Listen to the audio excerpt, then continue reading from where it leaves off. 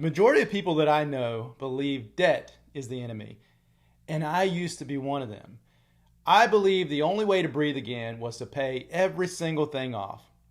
But what if I told you that debt isn't the problem, that the real issue is how you use it? Because the right kind of debt, that's the gateway to freedom. Not stress, not shame, not struggle, but ownership, income, and control. This episode isn't just about money. It's about rewriting your mindset in regards to money and flipping that fear into fuel. They told me debt'll kill you, said pay it all and pray. But I saw the wealthy living they leveraged every day. Bad loans had me gasping, choking on the bills. Now I borrow to buy buildings, stacking wealth with skills. See, it's not about the debt. It's the cash that it makes. Turn a loan to an asset now that I'm raising the stakes. I ain't shackled to the payment. I'm the one getting paid. Flip the script on debt and watch your life get made. Look, debt was always the villain in my life story. Every month felt like a battle just to stay afloat. Those credit cards were stacking up on interest. Car notes were draining my bank account, and I thought the solution was simple. Pay it all off and peace was going to follow. But guess what? The peace never came.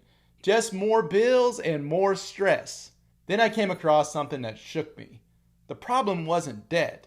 It was the kind of debt that I had and the way that I was using it.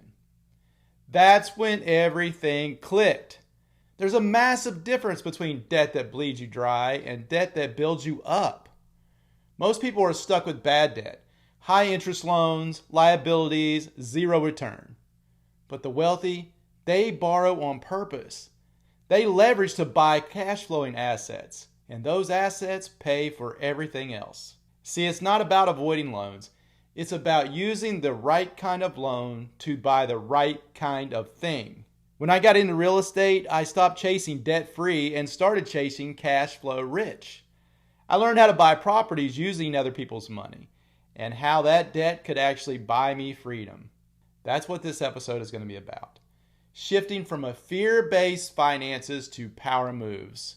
So if you've ever felt buried under debt, if you've ever thought, I just want it all paid off so I can breathe again, let's flip that script. Let's talk about how to breathe differently by owning the asset, collecting the income, and letting smart debt build your future. So where does this fear come from? Why do so many people treat loans like a 4-letter word? It's the mindset most of us have grown up with. Somewhere along the way, we were taught that debt equals danger. And that advice usually came from people we love, like our parents, our grandparents, people who lived through hard times. Maybe they watched their friends lose their home. Maybe they lost their own home. Maybe they worked their entire lives just to stay afloat. Their message came from experience and from pain, and their goal was just to protect us. But that message, it stuck around way longer than what it should have. If you can't pay for it in cash, you can't afford it.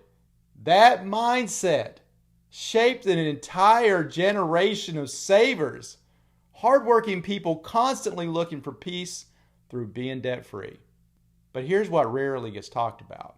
While that middle class is working overtime to become debt-free, the wealthy are using strategic debt to build income and accelerate wealth. And that's where you got to flip those scripts. People avoid debt like it's fire. Meanwhile, investors are using it to cook a feast. And here's the trap. When you believe all debt is bad, you stop asking some of those critical questions. What is the debt actually going to do?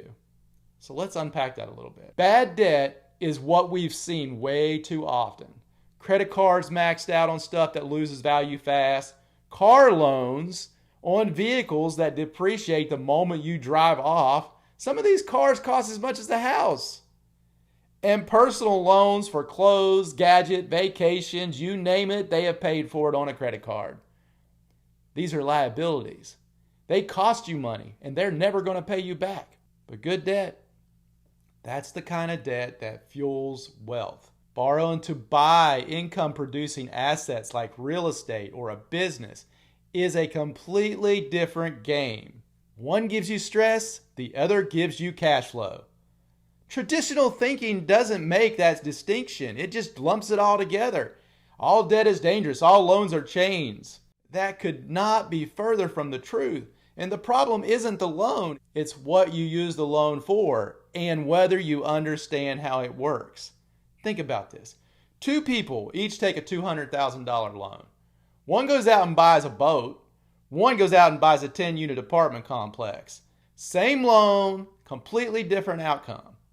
One is paying it back every month. The other gets paid every month. That's the power of good debt. So let me challenge this belief head on. Is the goal to be debt-free, or is the goal to be free, period? Because freedom isn't about having no loans. It's about owning assets that pay you whether you work or not. And when you understand that, you stop seeing debt as something to avoid and start seeing it as a tool to unlock the opportunities. The traditional belief keeps people playing defense. But investors, we're playing offense with clarity, with strategy, with cash flow and leverage. And that's what we're diving into. The mindset split between poor dad and rich dad, or rich dad and poor dad, and how it forever changed how I view money, loans, and ownership. Let's talk about Robert Kiyosaki and what he says we have been taught. We have been taught to go to school, get a safe job, pay off your debt, and play it safe. But his advice: use other people's money to buy income-producing assets. Focus on cash flow, not job security. One teaches fear-based finance, avoiding the risk, avoiding the debt, avoiding the loss. And the other teaches wealth building. Understand the rules, use leverage, and create value. That shift in thinking has rocked me. And it rocked me then, and it still rocks me. I love it. Because I realized I'd been following the poor dad principles in a rich dad world. I wasn't broke because of how hard I worked, because I was working really hard. I was broke because of how I thought about money. That realization didn't come to me overnight. It came with some hard lessons, sleepless nights, and debt that kept me awake at 3 a.m. thinking about what I was going to do next. So let me tell you how it played out in my own life. Not that cleaned up version, but the raw truth. How I went from suffocating under the weight of bad loans to learning how to breathe again through smart, leveraged investments. Now here's my story.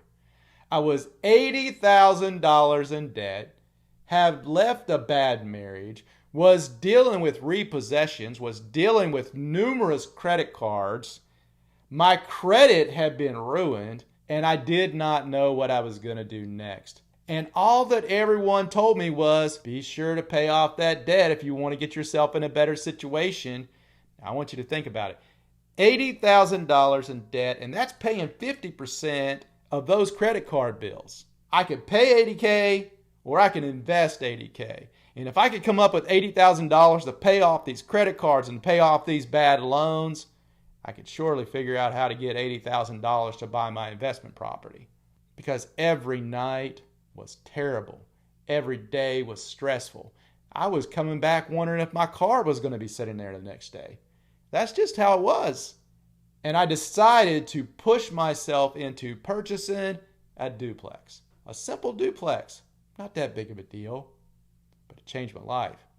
Because I started taking that money from that duplex and started using it to pay off some of these bad debts. And I started slowly digging my way out of that debt hole, that giant hole that I had dug myself into.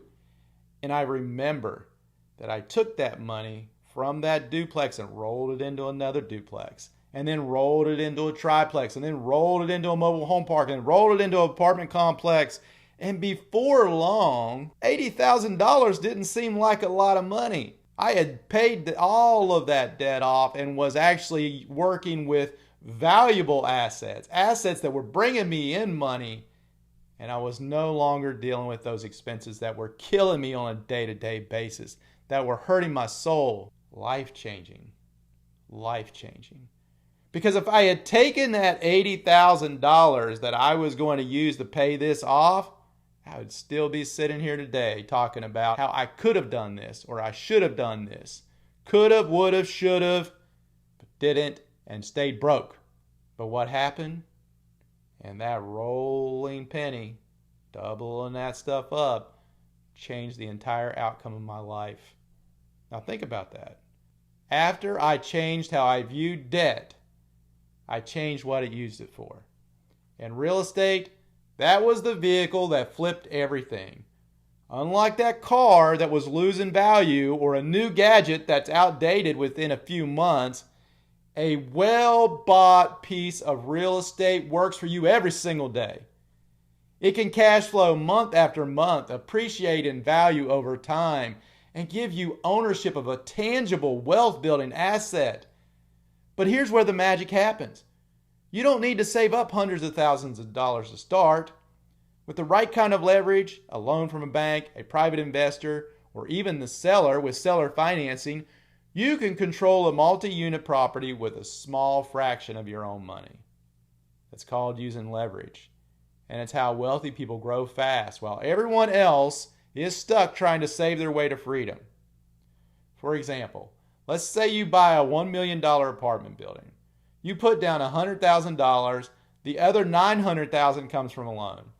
You now own 100% of that building. You're controlling the rents. You're benefiting from appreciation. You're keeping the cash flow. And the tenants are paying the loan for you.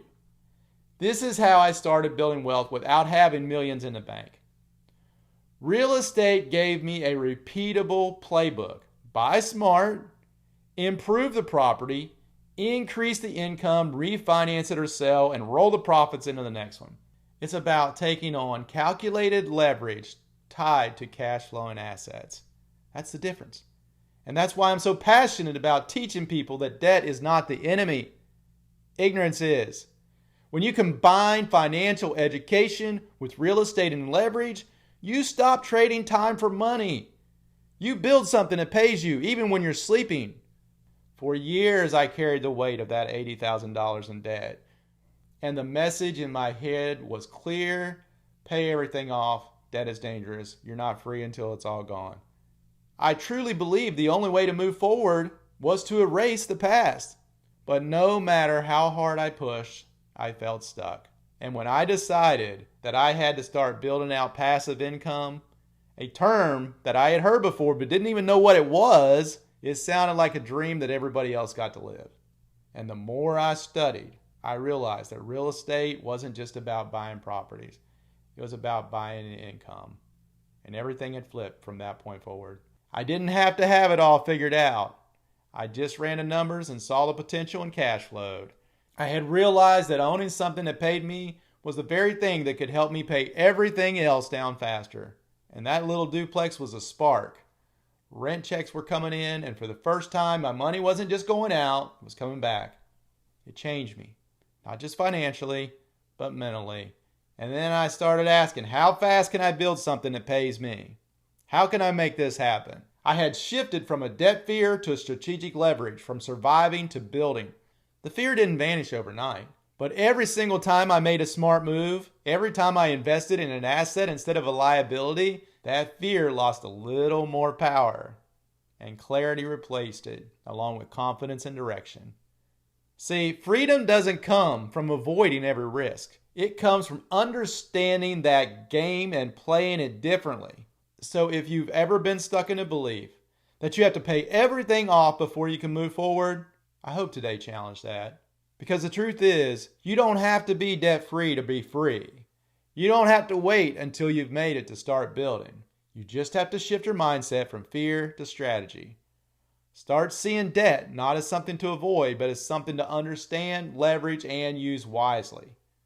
Because real wealth isn't built by avoiding every mistake. It's built by taking intentional action and stacking no small wins.